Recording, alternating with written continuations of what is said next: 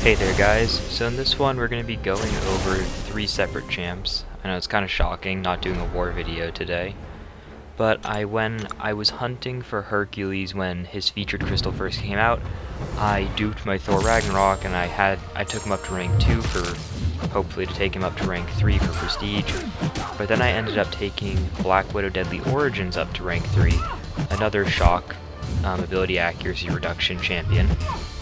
And then Nebula got buffed recently, and so I happened to have all of them as 6 stars, so I was wanting to do like a damage comparison, see how they all were. This month's CAV-EQ was the shock one for tech, so I was able to use Nebula a couple fights in there, which went pretty interesting. Because she's only I didn't do any like timing for them because they're all very different ranks. This Nebula's like level 1, my Thor is not even max level rank 2, and my Black Widow is rank 3. So it wouldn't quite be like right to do a time comparison. But so I just want to like go over like kind of what they're doing, what their damage is like. I didn't know quite exactly how good Nebula's damage would be here, so I wanted to bait out the special first. I have to wait out the unblockable because you have to parry to transfer her shocks over. And in CAV-EQ you get those Furies, it's doing 4k a tick and reversing her healing. And then once you get the double, it's doing 31,000 damage a tick with the Furies that you get from the node. So I feel like that's it's a little bit of damage, I guess you could say. So I liked that burst damage, but it's like I'm already at a third health down basically. Actually, I guess it's not. It's only 25%. Just from having to take blocked hits. This is all without her synergies. The synergies I didn't find like to help her too much because even with the Proxima synergy, you still have to build up to the SP2, and it's easy enough just to hold block for like twice as long, honestly. I almost found going for like a romance synergy team for extra power gain to be a bit more fun, just so I get up there a lot quicker. This Jugs, I end up actually not killing with my SP2. I let go of block, I get hit, I get some adrenaline healing, and I get the shocks over. I probably should have let the shocks tick down further before doing the double, but so I just quit out of the fight here because it would have killed if I had like hit him any more throughout the fight, if I had done anything. It was like a half tick and he still had the shocks on him when he threw that. So now I'm going in with some synergies, so I bring in Proxima for the 10 starting shocks, and I noticed when I was going for like, when I was clearing out the quest with CAV-EQ, and when I was doing those 2 other fights, that I was taking a ton of chip damage because Nebula has like fairly low armor, block, health, and it doesn't quite mesh very well with her playstyle of having to like hide and block because you can't really build many of your shock charges unless you're willing to bait out heavies and take blocked hits a lot. So I found the perfect block. It didn't even trigger too much, but I was hoping it would help some, just lower the chip damage. The Wolverine, I ended up picking this because I was able to, for the other 2 champions, find a very similar other 2 champions to fight them against. I found one small and like one bigger health pool champion in the skill, jeez, I'm sorry, I'm having trouble talking today, I guess. In the skill CAV-EQ quest, and they were both on the first 2 fights, so that's why I'm doing this X23 in the Juggernaut. So here's it with the synergies. I decided to slow it down for this. It's doing almost 5k, and then when you double, it's 40k per tick, so it's 80,000 damage every second for those like 4 seconds, 5 seconds I think it is, for Nebula's damage, which is a lot of damage for like an R1 champion obviously, but I took a decent bit of block damage. You have to like build her up. I'm still not too sure on her. She definitely has uses. It's a bit silly that she has that one bug. I'm not sure if she still has it, but Ultron had it at the start as well, where when they would, if they're especially up against a Pac, I think is the only main champ that affects it, that I guess it's coded as they're not immune to the damage over time, they're immune to, they shrug them off. So if you're fighting an apocalypse with like Nebula, you're not shock, bleed, or poison immune. And I saw it in war with a couple different people. So yeah, I'm just waiting for his unblockable to fall off so that way I can parry. I'm just creating distance right as he dashes in. I can get it. Again, it's similar damage, but I don't have class disadvantage or class advantage this time. I let the shocks tick a little bit more, so this Juggernaut's actually going to die here. I still had another like 4 ticks left on the shocks there, so it's more than enough overkill. Nebula was like my least favorite of the 3 that I was kind of playing around with, but that also has to do with the fight at the very end that I try to test them out on. In this type of situation, like Cav EQ, she's very good because it's get up to SP2 and the fight is literally just over at that point. But I didn't find it like that dynamic or like interesting to do. I was trying to decide here who to start with, because I was going to do 2 back-to-back fights, restart the quest, do 2 back-to-back fights and stuff. So I was trying to decide. I really do like playing with my Black Widow. It's a lot of fun getting the intercepts in. Her like damage is very solid in bursty fights especially. I'm trying to get up my precision so that way I crit and shrug off the debuffs so that way I get the extra theories. I'm just playing like hyper aggressive, just going for any intercept I can because I'm only going for 2 fights. I don't really care about my health. And here is where her damage gets really crazy. That was 50k on the very first hit of that, and that just killed her. By the time I got to the SP2, the fight was practically over, which is kind of why I'm preferring her over... Oh, I had to plug my phone into my computer. Sorry about that. That's why I was kind of just preferring Black Widow over Nebula. I'm not sure which I prefer the most. I definitely think Black Widow is like the most dynamic to play, but Thor does also have some really fun uses, and just his issue is that, especially for like the Cav EQ quest, I couldn't see his damage, but in the final fight I do with him, he becomes clearly the best of the 3 of them, and he's also R2 instead of R3 like this girl is right here. I have a lot of my Black Widow insights, I have the shocks, and this is her SP2 with it, so it does 25k on each hit as passive damage, and then the crits are critting very hard if your SP2 does crit, and this is all without synergies. It's 34 hits and she has a 7-hit combo, so that is a pretty fast fight actually. So here I just restart the quest and I'm going to go back through with Thor. Thor's issue here is that you kind of want to throw your special 3 and be at 40 hits. So like when I was clearing out Cav EQ, Black Widow and like Nick Fury, by the time they're at the SP2 the fight's already over. So this isn't quite the best place to show off Thor's damage, but he was still a lot of fun to go through this with actually. Right there I should have played that a little bit better so I can crit and get my theory from shrugging the weakness, but I didn't really look at the crit passives. Just extra SP2, go back in. You just want to try to shrug off the debuffs whenever you can to get the Furies.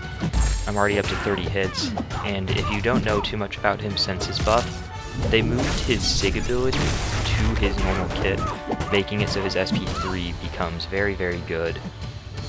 His main thing used to be that you needed to have him like max SIG, but they moved that ability onto his regular kit. So, and when you get up to 40 hits on your combo, you get the Boon of the Gods, which is when you used to hit him 20 times, he still has that ability, so that he gets a power gain. I really like looking at that like little burst damage of 62,000 at the end, and this is what I mean by his damage was just kind of not right for this fight. Right as I throw the SP3 itself did like no damage, but then I come out of it and there's 65,000 damage worth of burst, so it's like most of the damage doesn't really matter after that. It was all basically done by just his SP3. I also have mine duped. He's still pretty low SIG, but he's very good at low SIG. His dupe is important, but it's not as important as it used to be, I believe. Now it's more about ability accuracy reduction, but I'm just going to check that really quickly, because I don't want to make sure I'm getting that wrong, because I'm still not too familiar with him after his dupe. His dupe, or after his buff, yeah, his dupe is about ability accuracy reduction. So with Black Widow, when you have like the sabotages and shocks and Widow's Insight, you can get some decent ability accuracy reduction going. But with Thor Ragnarok, for every single shock you have on them, you lower 20% ability accuracy, and it's not just defensive ability accuracy.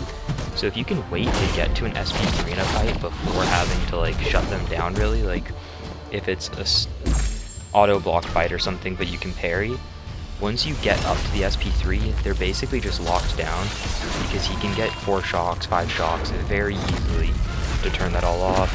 And then you also get a lot of attack rating when you go into it with his dupe. Like, look at that damage. He gets so much damage when you go into his wrath mode. The shocks are just ticking for massive amounts. I don't remember why I quit that fight. Oh, that's right. I got a text at the end of that fight, and I didn't want to like show that, so I just edited it out. Sorry if you guys wanted to see that, but so here I'm switching over to do a synergies run. I wasn't sure really what synergies are like the best for her, so I was just looking through some. I really like using that synergy actually with Falcon. It really ups his damage. So here I'm just like throwing in some random stuff, and I just throw in the Falcon and Cole team just to get extra damage. I probably should have swapped out Red Guardian because the evade synergy, I don't really think it matters at all for her damage. It's like, it's okay, I guess. I probably could have gone for a better synergy team here, so it's nothing too impressive. But I really like the Taskmaster synergy, especially for this. It just speeds up the fight, because either way, once you throw the SP2 with her in a health pool like this, the fight's basically over. So right here, I'm just fishing for an intercept. I get it, and if you notice, when you have the Widow's Insight, whenever you apply a shock, you get extra power gain. So I'm basically up to my SP2 already at only 20 hits in, which is so much faster than I was previously. So I'm able just to go in, and I'm just going to launch it. She's at half health, and it's just going to kill her. 23,000 on the passive, 22,000 on the passive. And that happens, I believe, on every single hit, and there's 5 hits, 6 hits. Obviously that's with the Fury from the Cav node, so it's a bit exaggerated, but I still really like her damage. It's very bursty, it's very fun. Playing with champions that rely on intercepts isn't always like too fun because, you know, you're having to risk a lot to use them. But with her, it feels very good. With her light intercept reach, landing an intercept with the double is always very fun. And she's just a very fast-paced champion. Like, I don't use her too often for like, oh, I'm gonna go into Alliance War, I'm gonna bring Black Widow with me. That's not the type of champion she really is. But she's very, very fun for when you're gonna use her. If they ever release like something where you need a lot of shocks to do damage, or just a lot of shock damage, like look at this. Those are all individually doing about 700, and you can easily get 5 of those on at a time. I went for the sabotage, bait out the heavy. I was trying to see like if it really increases it, it doesn't. And that first part does, I think that was 60,000 damage with a 28,000 crit and then 33,000 passive. So I'm gonna go back out. So her synergies don't really affect it that much outside of Taskmaster for speeding up her power gain. But now Thor Ragnarok gets a lot from his synergies. Even before his buff, where he got like a lot better, people are always willing to say if you run a full Thor Ragnarok team, he's pretty good. Like he gets a good bit from all of his synergies, but I honestly, after his buff, he does not need the team synergies as much anymore. So I was trying to figure out what to give him. So it took me a little bit here to try to like figure that out. But I end up just going with, I think, Gulk, and I think I throw in like a power gain synergy, I think. I just like completely swap up what I was thinking of doing because I'm looking at all of his like direct synergies and I'm like, I don't care about a combo shield, I just won't get hit. Like, the Odin synergy doesn't give him that much. So I just pull that out. I go in for, oh, I guess I just go in for the Falcon damage team again. The Gulk synergy is pretty good though. It gives you a lot of damage. Oh, I do switch it up again? Man, I'm sorry. Sorry if this is taking a while. I was trying to figure out a good team and I just wasn't too sure on what to do. So I think I'm pretty sure I end up going for a romance team, so that way I get up to my SP3 quicker, because your SP3 has a lot of hits. So yeah, I just go for the Psylocke and double Archangel. There was actually another Archangel on there, but I wanted the 5-star for extra power gain. So I'm able to get up to my special attack 3 a lot quicker. I have a feeling a team like this, with Black Widow Deadly Origins, also would have been really fun, and like swapping in Taskmaster instead of Gulk, and just have like a ton of power gain to get up to her SP2. But if you notice, like for an R2, I'm gaining a lot of power. If you didn't know, the different ranks actually have minute power differences in their power gain. It's like not even 0.5%, it's a very small amount, but when you're playing a champ that relies on specials, a small amount does matter very much. Like before, I was having to wait until like 40 hits to get to my SP3, but I got there at 30 hits. But I need to shrug off this power lock, or special lock debuff, and I just can't crit. So it ends up becoming a pointless synergy because I just couldn't crit enough. And then I get the power gain, so I kind of like miss time a lot of that because of that special locks. The special lock debuff on me. But here it comes again, where she's around half health, right? You come out. I don't know what I did wrong there to not get the passive damage, but I'm unblockable, and I stun if they have armor breaks. He has a small % chance to stun when they have an armor break and you apply a shock, and he has a pretty high chance of applying a shock with every hit. And then if you're unblockable because of the Gulk synergy, that was an alliance mate just reminding me. I labeled one of my videos wrong for the war, so he was just letting me know. It was very nice of him to do, actually. So thank you for that if you're watching this one. So I just go in for this Overseer, and this is the reason why I went for that Juggernaut path, the X23 path, I guess, is because Proxima and X23 I think have semi-similar health pools, and Overseer and Juggernaut should have similar health pools. They tend to like give health kind of based on like size and stuff. I didn't like check their stats completely, but it should be fairly similar for the point of a test. And here again, I got to SP3 before 30 hits, but I have to get rid of the debuffs first before I can go for it. This time I parry, I go in, and I don't land the perfect bonus, but it's fine, I guess. And so I go in, so I parried him, so that way I can go in straight away after it. And I'm unblockable, as I said, so I get the stun, go for a double hit, I go in, and I chain straight back to another SP3 because of the power gain. So now I have twice as high of a chance to armor break, shock, and stun as I previously did, and I'm still unblockable. So it's really a massive thing. Like, look at that, 98,000 passive damage. It's a bit absurd.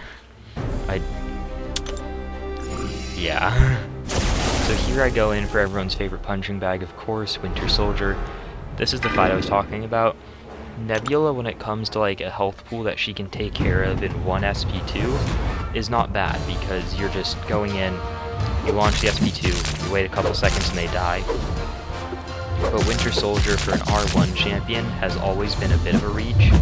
So here I just go to see like just what her shocks are doing in a normal fight. It's only 1,000 a tick, so it's 2,000 a second, but they last a decent bit of time. They take off 3% of his health. And at that point, I knew I just did not want to have to like sit through and kill all of him. So I quit out after like a couple SP2s. I wanted to see what her SP2s were doing and how her SP3 kind of felt, because I don't really play with her at all. So I wanted to see how that felt. I go in, I get up to my 20 charges, wait for him to come back in. You know how those realm AI are super passive. Again, I probably could let the shocks expire a little bit further before doubling them. So it's 8,000, so it's 16,000 damage a second, which is very good. It knocks off a good chunk of his health.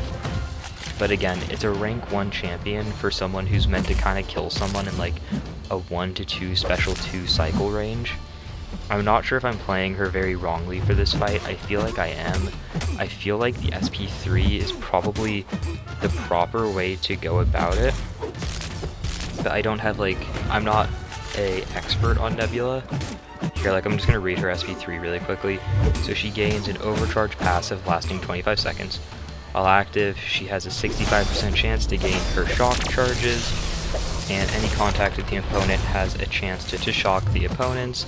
It's nothing like the craziest shocks out there. They're not her big shocks or anything, but they do exist, and I assume it kind of has to do with you want to try to cycle up to an SP2 after getting those on her.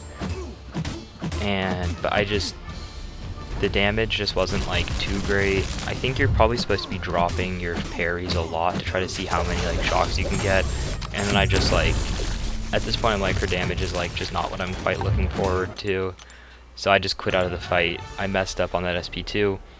These next two fights go a lot quicker because they're both like champions that are actually like decently ranked or have good damage. So this is the Black Widow Deadly Origins fight. Now, kind of similar to the to Nebula, Black Widow isn't a champion I would put quite at like a, you want to put her in for a marathon type of fight. I believe her SP3 has decent benefits in longer fights. I can check that really quickly.